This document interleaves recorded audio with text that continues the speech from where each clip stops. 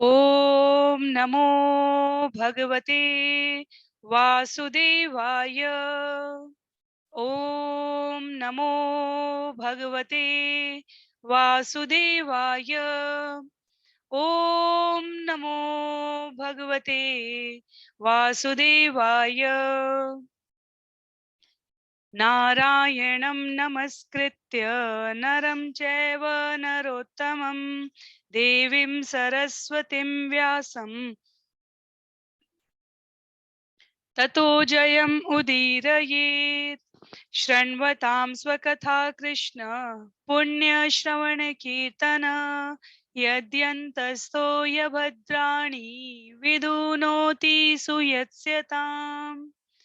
नष्टप्रायेषु भद्रेषु नित्यं भागवत सेवया भगवत्युत्तमश्लोके भक्तिर्भवति नैष्ठिकी। ॐ अज्ञानतिमिरान्धस्य ज्ञानाञ्जनशलाकया चक्षु उन्मीलितं येन तस्मै श्रीगुरुवे नमः। मूकं करोति वाचालं पङ्गुं लङ्घयते गिरिं यत्कृपातमहं वन्दे परमानन्दमाधवं।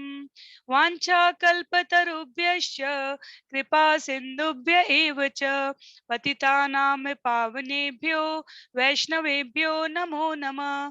जय श्री कृष्ण चैतन्य प्रभो नित्यानंद श्री अद्वैत गदाधर श्रीवासादि गौर भक्त वृंद।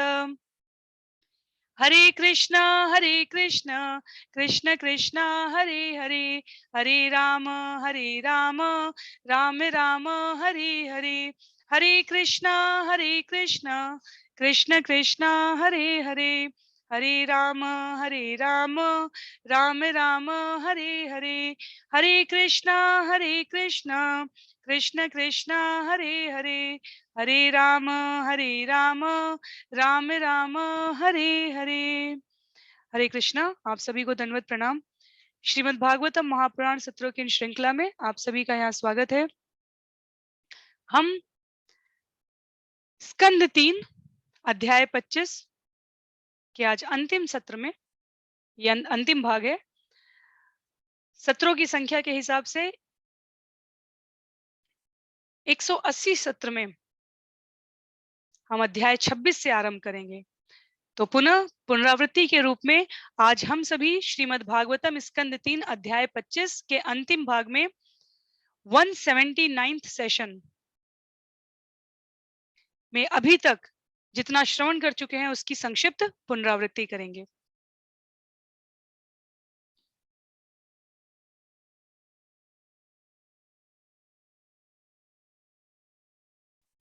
श्रील प्रभुपाद जो अंतर्राष्ट्रीय कृष्ण भावनामृत संघ के संस्थापक आचार्य हैं,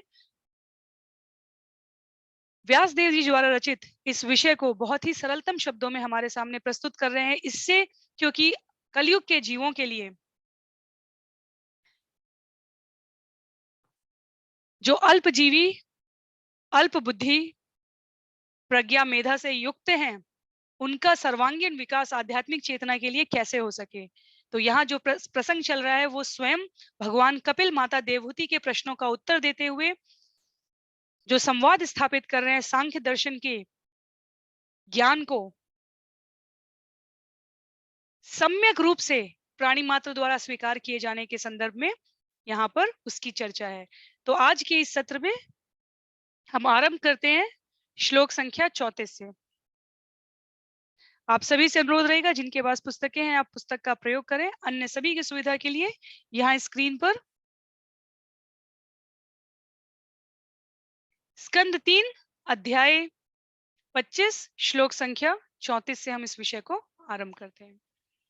नैकात्मतां मे स्पृहयन्ति केचिन् मत्पाद सेवाभिरता मदीह ये न्योन्यतो भागवता प्रसज्य सभा जयन्ते मम पौरुषाणि। जो भक्ति कार्यों में संलग्न है और जो मेरे चरण कमलों की सेवा में निरंतर लगा रहता है, ऐसा शुद्ध भक्त कभी भी मुझसे तदाकार एकात्म होना नहीं चाहता। ऐसा भक्त जो अविचलित होकर लगा रहता है, सदैव मेरी लीलाओं तथा कार्यकलापों का गुणगान करता है। तो यहाँ माता देवहूति द्वारा जो श्लोक संख्या 28, 29, 30 में जो प्रश्न पूछे गए थे और जिसकी भावपूर्ण प्रस्तुति जो माता देवहूति द्वारा की गई है, उसको कपिल मुनि द्वारा जो स्वयं शारीरिक संबंध के रूप में यहाँ पर पुत्र के रूप में है, माता देवहूति के उस भाव को पूरी तरह स्वीकार करते हुए स्वयं की प्राप्ति के लिए अर्थात भगवत प्राप्ति के लिए कैसा प्रयास होना चाहिए, कैसी अभिरुचि होनी चाहिए, उसको व्यक्त कर रहे हैं। पहली पंक्ति क्या कही गई है? कहा गया है जो भगवान का वास्तव में भक्त है, जो भक्ति कार्य में संलग्न है, उसमें कभी एकात्म होने की अर्थात ब्रह्म ज्योति में समाहित होने की रुचि नहीं होती। कहने का अभिप्राय ये है कि शास्त्र में श्रील प्रभुपाद लिखते हैं 5 प्रकार की मुक्ति बताई गई है, 5 प्रकार की मुक्ति, और उनमें से एक होती है भगवान के साथ भगवान के शरीर में विलीन हो जाना, एकात्मता, तदाकार हो जाना कहते हैं। और भक्त कभी इसको स्वीकार नहीं करते। जो मुक्ति के अन्य 4 प्रकार बताए गए हैं वो है वैकुंठ को जाना, भगवान की संगति करना, भगवान का सा ऐश्वर्य प्राप्त करना तथा भगवान जैसा स्वरूप प्राप्त करना। और कपिल मुनि कहते हैं कि भक्त इन 5 में से किसी भी मुक्ति की इच्छा नहीं करता। भगवान से एकात्म होने को तो वो नारकीय स्थिति मानकर घृणा करते हैं। भगवान चैतन्य के परम भक्त श्री प्रबोधानंद सरस्वती जी का उदाहरण देते हुए श्रील प्रभुपाद लिखते हैं कैवल्यम नरकायते। उन्होंने कहा है कि परमेश्वर के साथ एकाकार होने का सुख सिर्फ मायावादी कर सकते हैं। शुद्ध भक्त एकाकार होने की बात नहीं करते। शुद्ध भक्त क्या करते हैं? शुद्ध भक्त सदैव भगवान की निरंतर सेवा में स्वयं को प्रवृत्त करने के लिए कार्य कर रहे होते हैं। वो ये सोचते हैं भगवान की सेवा किस प्रकार की जाए। संसार की बड़ी से बड़ी बाधाओं के होते हुए भी वो ऐसे साधन जुटाने का प्रयास करते हैं जिनसे भगवान की सेवा की जा सके। वास्तव में ये श्लोक अपने आप में हमें प्रवृत्त करता है कि यदि हम भक्त बनने का प्रयास कर रहे हैं तो हमारी रुचि किस प्रकार की होनी चाहिए। भक्ति के कार्यकलाप मुक्ति से भी बढ़कर है। भक्ति को पंचम पुरुषार्थ कहा गया है कपिल भगवान के शब्दों में, पंचम पुरुषार्थ।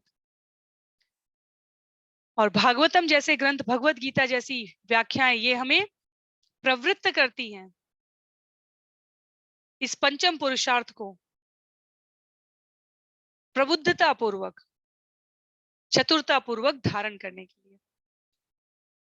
तत्पश्चात श्लोक संख्या 35 में पश्यन्ति ते मे रुचिराण्यं सन्त प्रसन्न वक्त्रारुणलोचनानि रूपाणि दिव्यानि परप्रदानि साकं वाचं स्पृहणीयां वदन्ति। हे माता, मेरे भक्त नित्य ही उदीयमान प्रभात के सूर्य सदृश नेत्रों से युक्त मेरे प्रसन्न मुखमंडल वाले रूप का अवलोकन करते हैं। वे मेरे विभिन्न दिव्य मित्रवत रूपों को देखना चाहते हैं तथा साथ ही मुझसे अनुकूल संभाषण करना चाहते हैं। जब भगवान द्वारका से ग्रहण लगने पे हरियाणा के पास जो स्थान है पुष्कर तीर्थ में, वहां स्नान करने के लिए आते हैं और यहाँ व्रज क्षेत्र से गोपियां पहुंचती हैं, तो द्वारकाधीश को देखकर गोपियों ने उन्हें पहचानने से इनकार कर दिया। क्यों? क्योंकि भक्त भगवान के ऐश्वर्य से नहीं, भक्त भगवान की लीला से मित्रवत देखना चाहता है। व्रज का कोई ग्वाला जब भगवान गैया चराने जाते थे तो ये नहीं सोचते थे कि ये भगवान है। मधुमंगल, श्री रामा ये भक्त जब गोवर्धन पर्वत उठाए हुए कृष्ण को देखते हैं तो कहते हैं आओ आओ अपनी लाठियों से हम भगवान को हम कृष्ण को सहयोग करें, वो इतना दुबला पतला छोटा सा है, वो अकेले कैसे कर पाएगा। तो भक्त इस प्रकार के भाव में पूर्ण समर्पण की प्रस्तुति के साथ ईश्वर रूप में नहीं, सखा रूप में, मित्र रूप में, वात्सल्य रूप में, माधुर्य रूप में भगवान का ध्यान करते हैं। भक्ति रसामृत सिंधु में कहा गया है सर्वोत्तम श्रेणी का जो भक्त है वो सब जगह कृष्ण का दर्शन कर सकता है। ये मेरी प्रिय पंक्तियों में आता है, जिसमें हमारे आचार्यों ने बताया है कि जब उद्धव बृहस्पति के साक्षात ज्ञान की मूर्ति स्वरूप भक्त, भगवान के ज्ञानी भक्त कहे जाएंगे उद्धव, जब व्रज में पहुंच के गोपियों को कहते हैं कि ध्यान धारणा हृदय के अंदर, भगवान को कुछ करने की आवश्यकता नहीं है, चिंतन करो, तब गोपियों ने कहा था हमारे पास इतना समय कहाँ है, तुम जिसे हृदय में धारण करने की बात कर रहे हो वो तो स्वार्थपरता हो गई है, उसमें केवल हम दर्शन कर पाएंगे। हम जब आपस में लीलाओं का चर्चा करते हैं भगवान कृष्ण के, तो हमें लता लता और पत्ता पत्ता में कृष्ण के दर्शन होते हैं। तो भक्त भगवान के संरक्षण में, भगवान की कृपा से, भक्तों के संग में रहकर श्री विग्रह का दर्शन करता है। वो दिव्य और आध्यात्मिक रूप भक्त के लिए श्रेयस्कर है। वो मंदिर में श्री विग्रह को अलंकृत करेंगे, मंदिर को स्वच्छ रखेंगे, श्री विग्रह की पूजा करेंगे, जहां भी जाएंगे उन्हें श्री विग्रह की स्मृति उनके नेत्रों में अंकित रहती है। अम्बरीश महाराज इसके बहुत ही सुंदर उदाहरण है। तो कपिल कपिल भगवान कह रहे हैं कि मुझे प्राप्त करना अत्यंत सहज है। अंतर किस में आता है? अंतर भगवान को प्राप्त करने की विधि में नहीं आता, अंतर हम जीवन में कितना सहज हैं, कितना भगवान हमारे केंद्र में है। नहीं तो माया के द्वारा इंद्रियों को भगवान से दूर करने के लिए, लगाने के लिए अनेकानेक साधन भगवान की ही शक्ति से प्रदान किए गए हैं। हमें अपने मन को पुनः पुनः खींचकर लाकर बुद्धि से मन को केंद्र में स्थित भगवान की संगति में, संसर्ग में, चाहे रूप, चाहे कथा से, चाहे श्रवण से, चाहे कीर्तन से, चाहे अर्चा विग्रह के सेवन से, किसी भी प्रकार से जिस प्रकार से भी हम अपने आप को प्रवृत्त कर सके, वही हमारे काम का है। तत्पश्चात श्लोक संख्या 36 में तैर्दर्शनीया वयवैरुदार विलास हासेक्षितवाम सूक्ते यतात्मनो यत प्राणांश्च भक्ति अनेक्षतो मे गतिमन्विं प्रयुक्ते। भगवान के मुस्काते तथा आकर्षक स्वरूप को देखकर तथा उनके अत्यंत मोहक शब्दों को सुनकर शुद्ध भक्त अपनी अन्य समस्त चेतना खो बैठते हैं। उनकी इंद्रियां अन्य समस्त कार्यों से मुक्त होकर भक्ति में तल्लीन हो जाती हैं। इस प्रकार अनिश्चित ही सही उसे अनायास मुक्ति प्राप्त हो जाती है।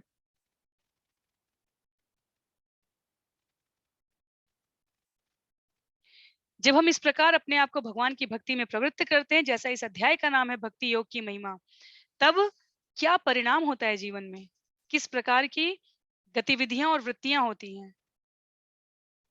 जो 3 प्रकार के भक्तों की श्रेणियां हैं, उसको श्रील प्रभुपाद यहाँ पुनः व्यक्त करते हुए कहते हैं, ब्रह्म भूयाय कल्पते। प्राणी मात्र में भगवान की अनुभूति करना, ये भक्ति योग की सर्वश्रेष्ठता है। अपने जीवन में निरंतर, चाहे जिस भी स्थिति परिस्थिति, एक बहुत सुंदर वैष्णव भजन है जिसमें कहा गया है, जिस अलग अलग युग्म बनाए गए हैं उसमें, जिस देश में, जिस वेश में, परिवेश में रहो, राधा रमन राधा रमन राधा रमन कहो। इसी प्रकार जिस योग में, जिस भोग में, जिस रोग में रहो, राधा रमन राधा रमन। तो इस प्रकार 5-6 छंद हैं ये, और बहुत सुंदर है ये बताने के लिए कि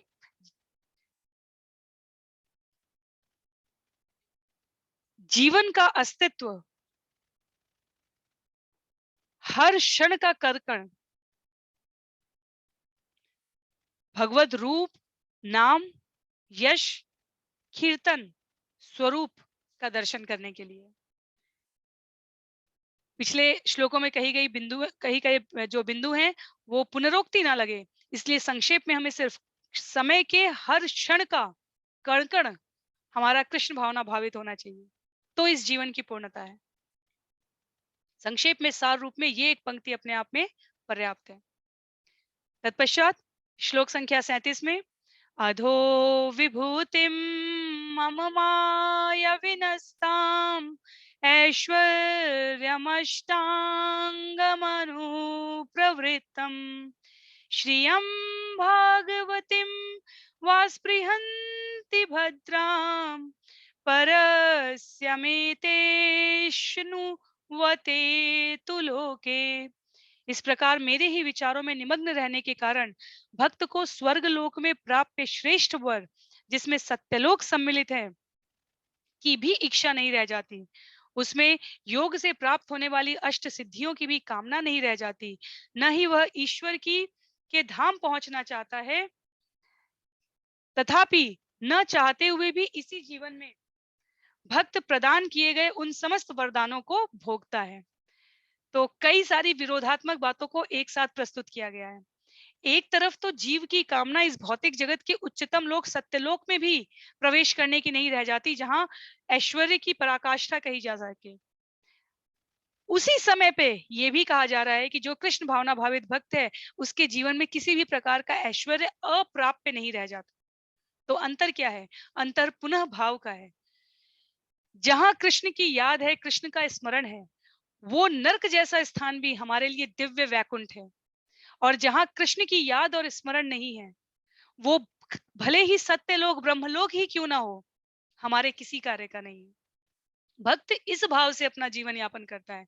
वैकुंठ की तुलना नहीं कर सकते, वैकुंठ में तो स्वतः स्वाभाविक रूप से भगवान की स्मृति रहेगी, पर वो सत्य लोक ब्रह्मलोक, इस भौतिक जगत का उच्चतम लोक भी हमारे किसी काम का नहीं है यदि भगवान की विस्मृति हो जाए। माता कुंती अपनी स्कंद 1 अध्याय 18 श्लोक संख्या 18 से लेकर जो माता कुंती की सुंदर स्तुति है, उसमें वो कहती है कि वो दुख भरी स्थिति भी हमारे लिए आनंदप्रद है, जहां कन्हैया तुम्हारी याद रहती है, स्मरण रहता है।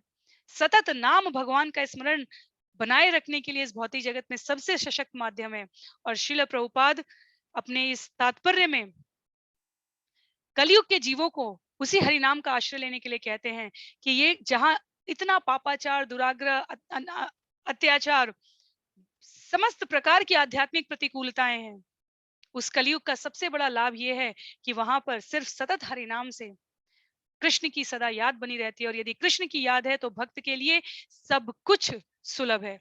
ऐसे भक्त के लिए कुछ भी दुर्लभ नहीं है जो कृष्ण भावनामृत में रत रहता है। तत्पश्चात श्लोक संख्या 38 में ना कर ही चिन्मत पराशांत रूपे नक्ष्यन्ति नो मे निमिषोलेहि हेति येषामहं प्रिय आत्मा सुतश्च सखा गुरु सुहृदो दैवमिष्टम्। भगवान ने आगे कहा, हे माते, जो भक्त ऐसा दिव्य ऐश्वर्य प्राप्त कर लेते हैं, वे उससे कभी वंचित नहीं होते। ऐसे ऐश्वर्य को न तो आयुध न काल परिवर्तन ही विनष्ट कर सकता है। चूंकि भक्तगण मुझे अपना मित्र, संबंधी, पुत्र, शिक्षक, शुभ चिंतक तथा परम देव मानते हैं, अतः किसी भी काल में उनसे यह ऐश्वर्य छीना नहीं जा सकता। तो भगवान के सतत संसर्ग में रहने का जो प्रभाव है, वो काल परिवर्तन से विनष्ट होने योग्य नहीं है, वो शाश्वत हो जाता है। यहाँ पर श्रील प्रभुपाद भगवत गीता का उदाहरण देते हुए कहते हैं, क्योंकि जब हम भगवान से भक्त के रूप में संबंध स्थापित करते हैं, तो वो सेवक के रूप में, शुभचिंतक के रूप में, मित्र के रूप में, संबंधी के रूप में, परम देव के रूप में सदा सर्वदा किसी न किसी संबंध के साथ भगवान से अपने आप को संबद्ध किए रहने के लिए होता है। और इसीलिए निराकार जैसे सिद्धांतों की भक्त अपने जीवन से जैसे भाप उड़ जाती है, उस प्रकार से नगण्य मानते हुए, तिरस्कृत समझते हुए उपेक्षा कर देता है। भक्त सदैव अपने आप को साकार रूप, संबद्ध रूप में भगवान के साथ बनाए रखता है।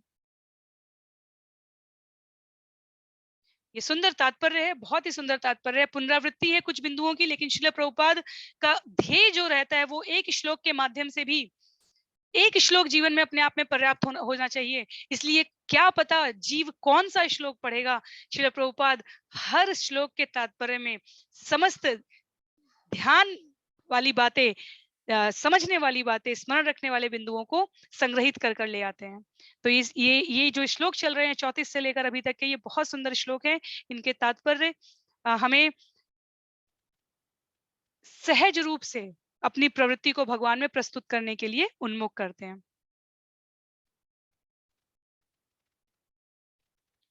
तत्पश्चात श्लोक संख्या 39 और 40 एक साथ है।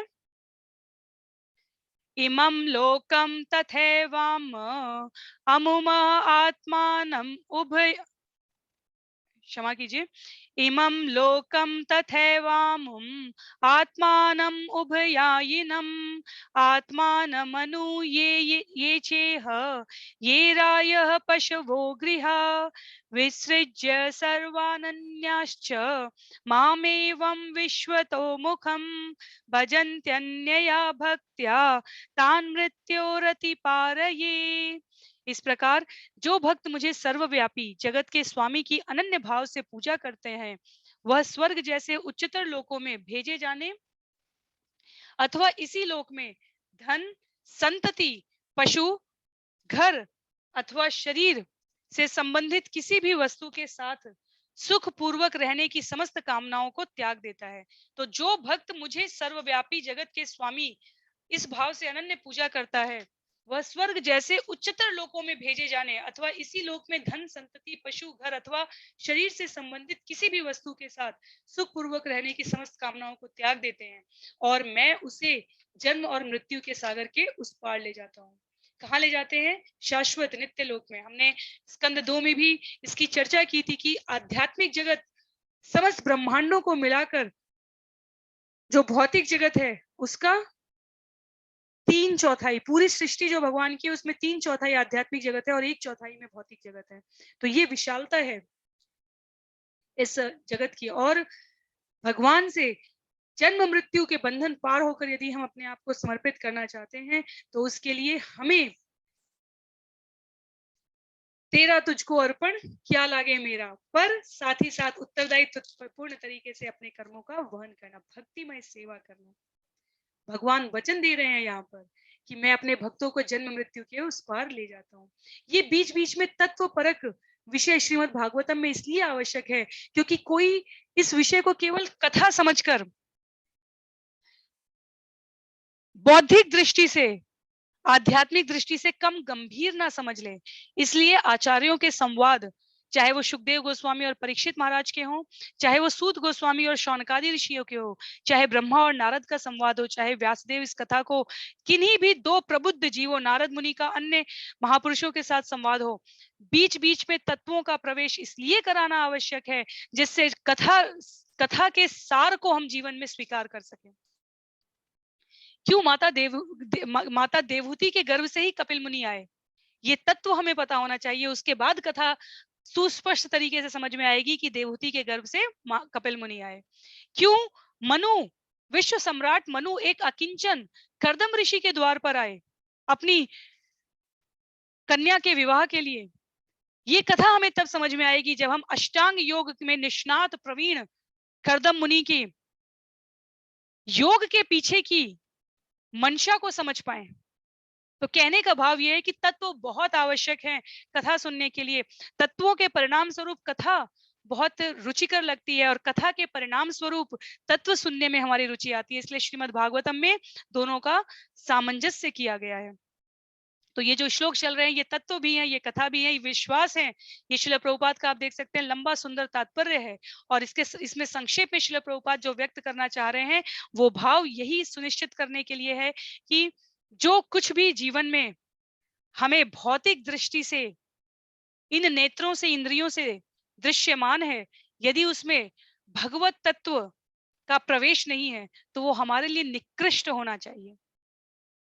भक्त प्रसन्न रूप से पूरे विश्व में भ्रमण करता है क्योंकि वो तीर्थ स्थानों के माध्यम से भगवान की आभामय मंडल की प्रभुत्व को अपने जीवन में धारण करता है। भक्त सुंदर से सुंदर भोज्य पदार्थ खाता है लेकिन उसे भगवान को भोग रूप में अर्पित करने के बाद, भक्त सुंदर से सुंदर सामाजिक समारोह में जो हमारे उत्सव होते हैं उनमें भगवान के श्रृंगार से लेकर जितना भी साज सज्जा का भाव है उसको समाहित करता है, लेकिन किसकी प्रसन्नता के लिए? भगवान के लिए।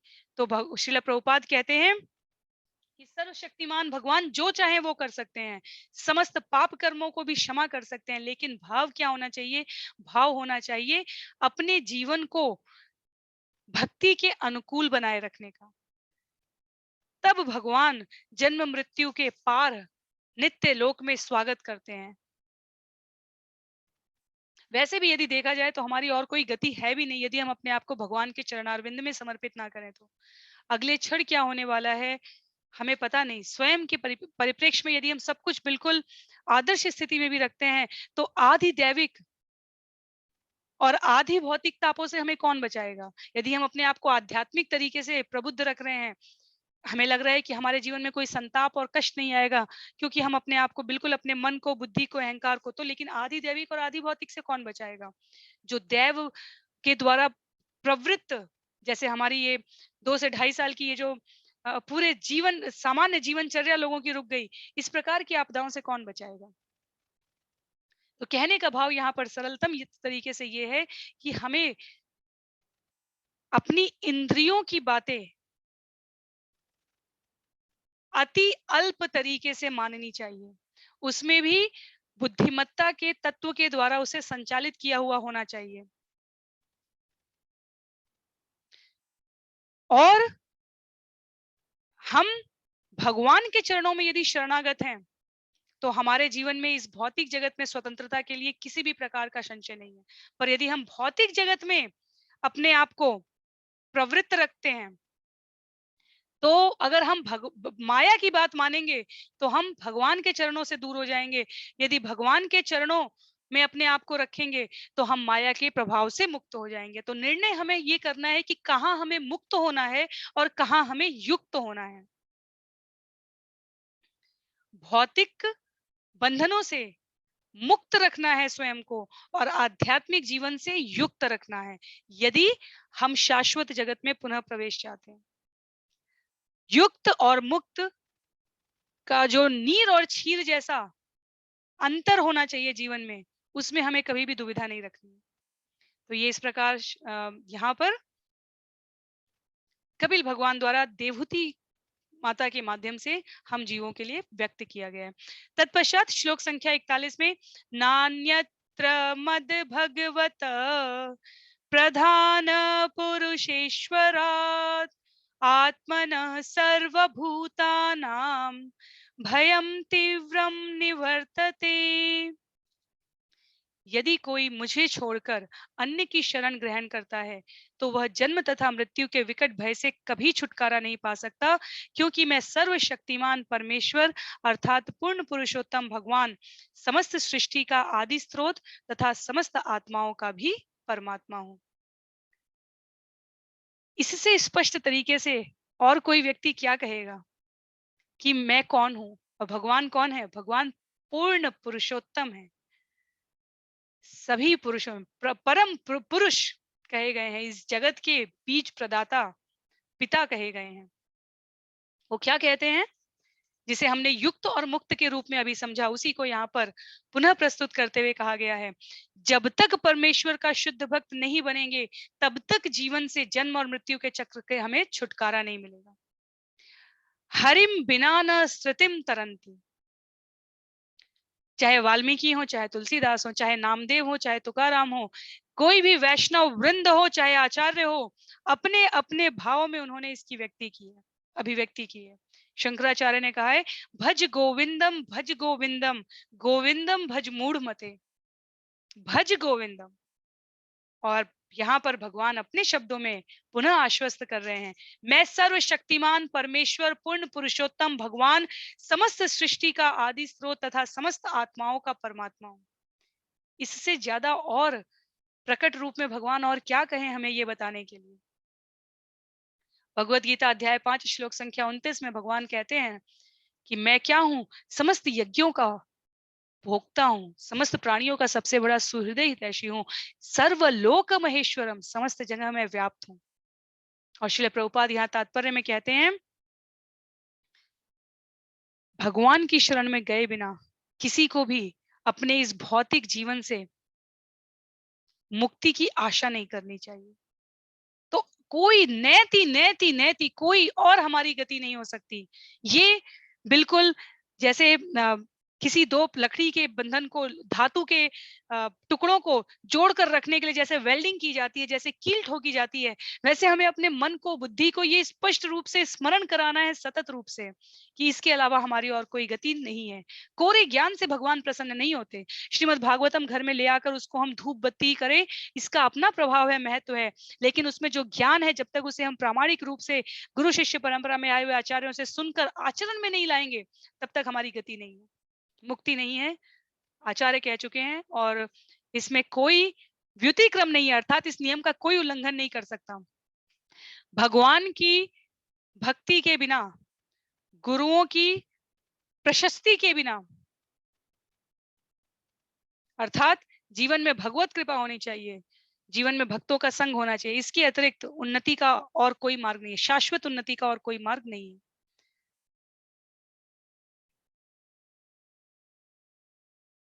तत्पश्चात श्लोक संख्या 42 में मद्भयाद्वातिवातोऽयं सूर्यस्तपति मद्भयात् वर्षतीन्द्रो दहत्यग्नि मृत्युश्चरति मद्भयात्।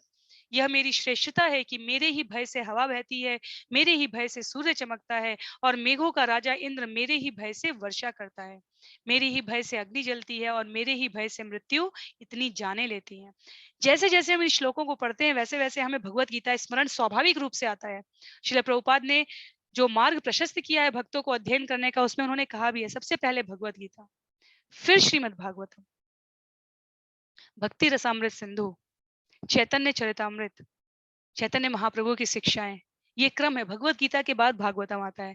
भगवान अध्याय 10-11 में जो अध्याय 7 से 12 तक का गुह्य ज्ञान जिसमें आते हैं, डिवोशनल सर्विसेज, भक्ति में सेवा आती है, जिसमें भगवान का ऐश्वर्य आता है, पूर्ण पुरुषोत्तम परमात्मा का वर्णन आता है, भक्ति योग की महिमा आती है। वहां भगवान कहते हैं, क्या कहते हैं? भय भी मैं हूं, अभय भी मैं हूं।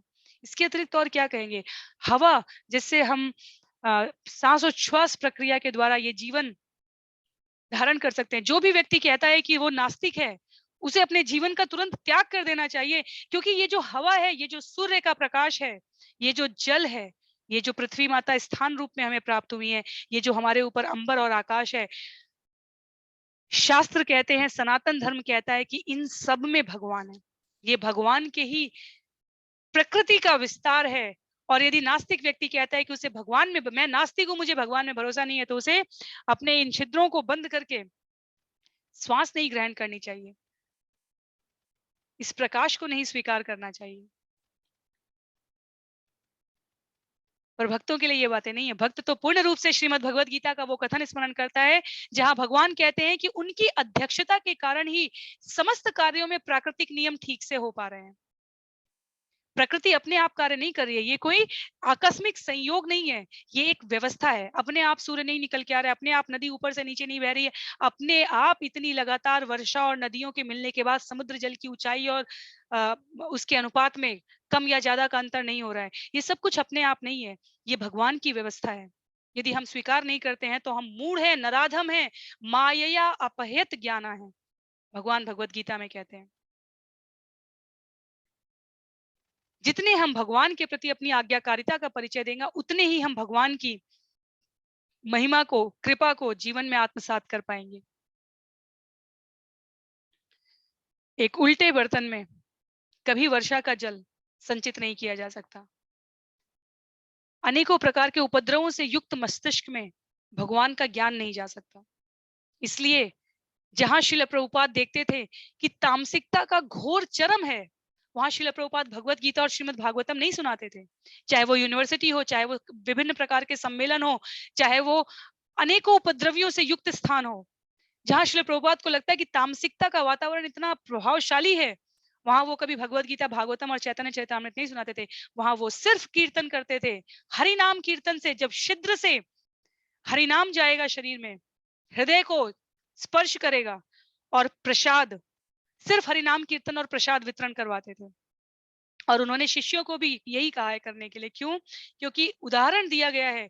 ये उदाहरण रामचरितमानस का है, गोस्वामी तुलसीदास जी का, जहां वो कहते हैं कि जब वर्षा ऋतु में वर्षा का जल अनेकों जो सरीसृपधारी वर्ग के जीव हैं, जैसे सर्प हो गए, भिक्षु हो गए, उनके बिलों में प्रवेश करता है वर्षा का जल, तो वो सारे जीव बाहर निकल आते हैं। इसलिए वर्षा के समय कहीं पे घने जंगल, उसमें हमें सांप को, भिक्षु को इस प्रकार से बाहर निकलते देखना बहुत स्वाभाविक है। ये जहाँ पे भी मिट्टी है वहां ऐसा दिखेगा, कंक्रीट के जंगल में नहीं दिखेगा, पर मिट्टी में अवश्य दिखेगा कि सारे वर्षा के समय सारे सरीसृप जीव बाहर निकल आते हैं।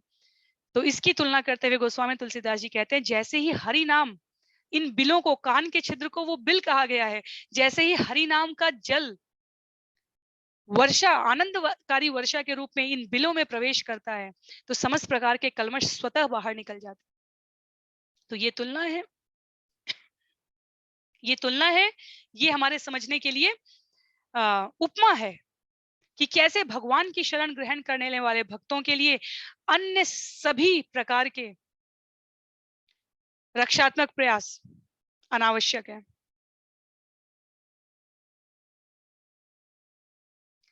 तो अगले श्लोक की ओर चलते हैं, श्लोक संख्या 43।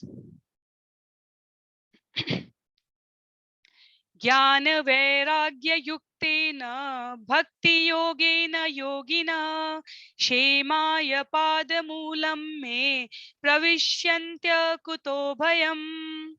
योगी जन दिव्य ज्ञान तथा त्याग से युक्त होकर एवं अपने शाश्वत लाभ के लिए मेरे चरण कमलों में शरण लेते हैं, और चूंकि मैं भगवान हूं, अतः वे भयमुक्त होकर भगवत धाम में प्रवेश पाने के लिए पात्र हो जाते हैं।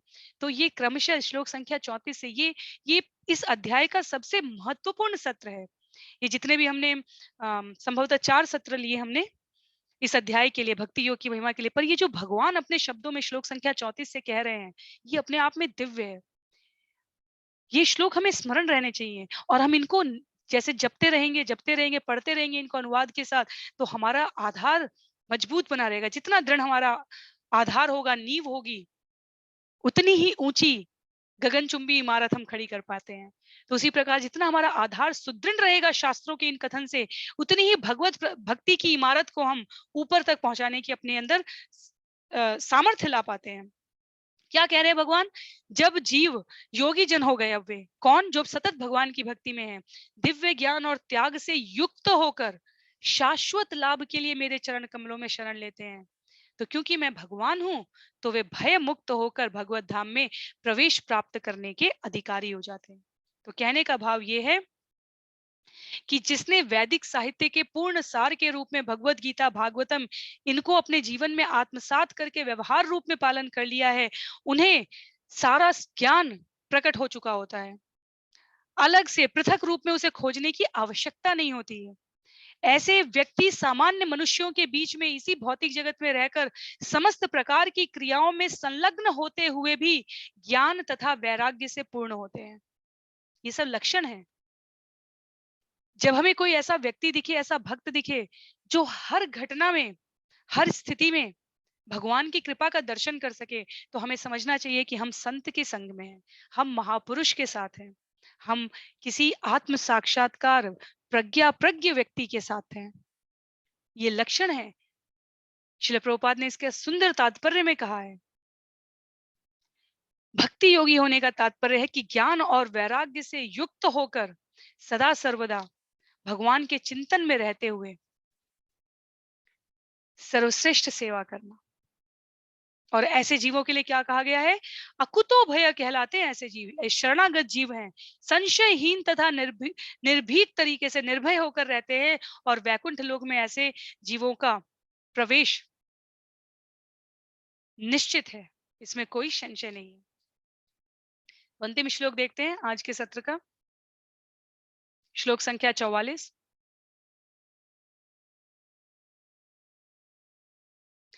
एतावानेव लोकेऽस्मिन् पुंसां निःश्रेयसोदय तीव्रेण भक्तियोगेन मनोमय्यर्पितं स्थिरम्। अतः जिन व्यक्तियों के मन भगवान में स्थिर हैं, वे भक्ति का तीव्र अभ्यास करते हैं। जीवन की अंतिम सिद्धि प्राप्त करने का यही एकमात्र साधन है।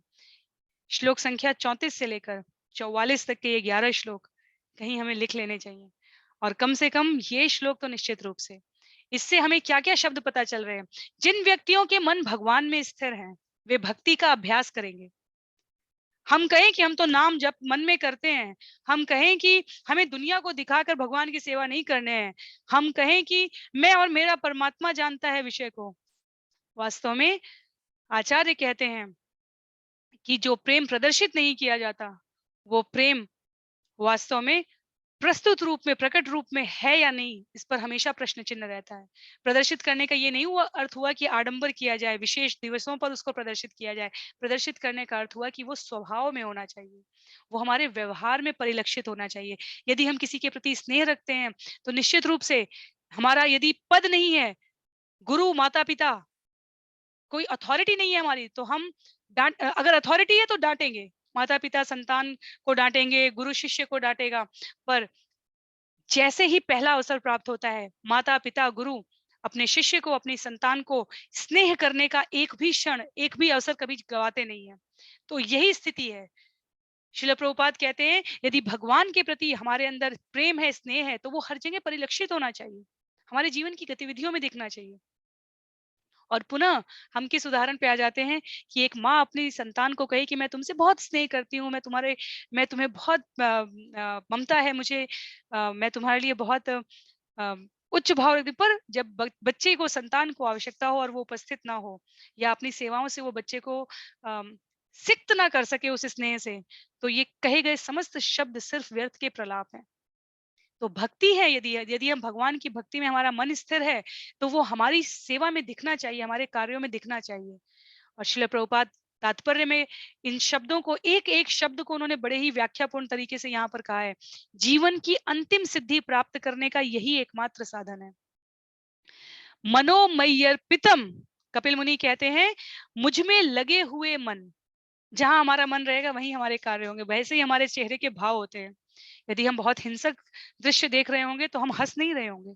यदि हम बहुत करुण प्रलाप, कहीं पर विलाप देख रहे होंगे, तो हम वहां तालियां नहीं बजा रहे होंगे।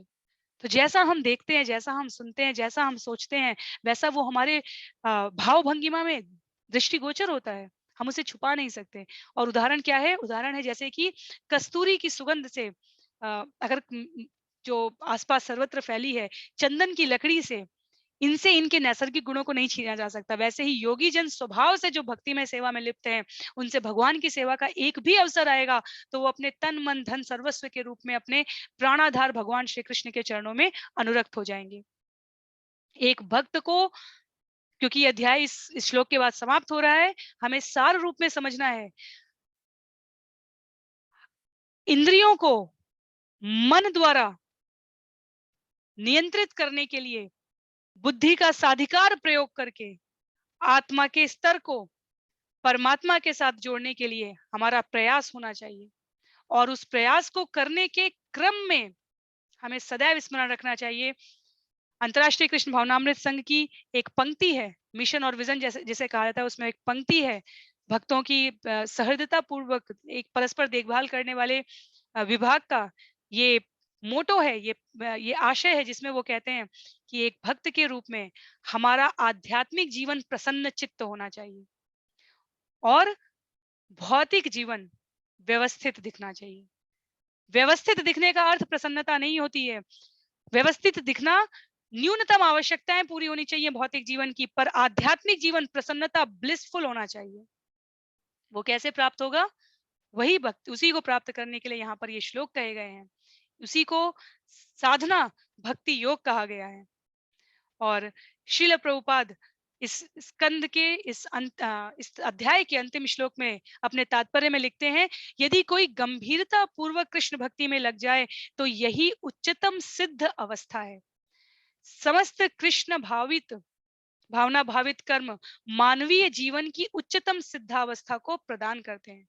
दान, पुण्य, तप, इन सब को कैसे करना है, इसकी युक्ति श्रीमद् भगवत गीता में भगवान ने स्पष्ट बताई है। और श्रील प्रभुपाद कहते हैं कि भक्तिमय तरीके से इनको धारण करने से जीवन में हम इन सभी क्रियाओं को सर्वश्रेष्ठ तरीके से कर सकते हैं। एक ही पंक्ति स्मरण रखनी है, भक्त के अंदर भक्त बनने के प्रयास में सारे गुण स्वाभाविक रूप से स्वतः आ जाते हैं। तो ये भक्ति योग की महिमा है। हमें ये नहीं समझना चाहिए कि यही पूरा सांख्य दर्शन का विस्तृत वर्णन है। ये सांख्य दर्शन को जीवन में धारण करने का परिणाम है। जब हमें किसी वस्तु का महत्व पता चलता है तो उसको देखने में हमारी रुचि अधिक हो जाती है, उसको समझने में हमारी प्रवृत्ति अधिक अपने आप को जोड़ने के लिए तत्पर हो जाती है। तो अभी सांख्य दर्शन के इस परिणाम के रूप में, प्रभाव के रूप में भगवान कपिल माता देवहूति के माध्यम से बता रहे हैं कि क्या होता है। अगले अध्याय में अध्याय 26 का नाम है प्रकृति के मूलभूत सिद्धांत। बहुत ही व्यवहारिक रूप से हमारे लिए आवश्यक, सुनने योग्य, स्मरण करने योग्य अध्याय है, प्रकृति के मूलभूत सिद्धांत। फिर हमें भगवान के द्वारा प्रारब्ध के परिणाम से जो भी हमारे जीवन में घटित होगा या आसपास लोगों के साथ घटित होगा, उसमें कभी भी हमें दुविधा नहीं होती। स्पष्टता हमारी बिल्कुल जैसे अंजन लगाकर आंखों में कहा गया है कि दिव्य दृष्टि प्राप्त होती है गुरु कृपा का अंजन लगाकर, वैसे ही प्रकृति के मूलभूत सिद्धांतों को श्रवण करने के पश्चात हमारे जीवन में जो दिव्यता अनुभव होगी वो सबका अपना व्यक्तिगत अनुभव हो सकता है। पर कपिल मुनि यहाँ पर प्राणी मात्र के कल्याण के लिए उसे माता देवहूति के माध्यम से प्रस्तुत करेंगे, प्रकृति के मूलभूत सिद्धांत, तो जिसे हम अगले सत्र में क्रमबद्ध तरीके से श्लोक दर श्लोक अनुवाद के साथ श्रील प्रभुपाद के तात्पर्य द्वारा श्रवण करने का प्रयास करेंगे। तो आज के लिए सत्र को यही समाप्त करते हैं।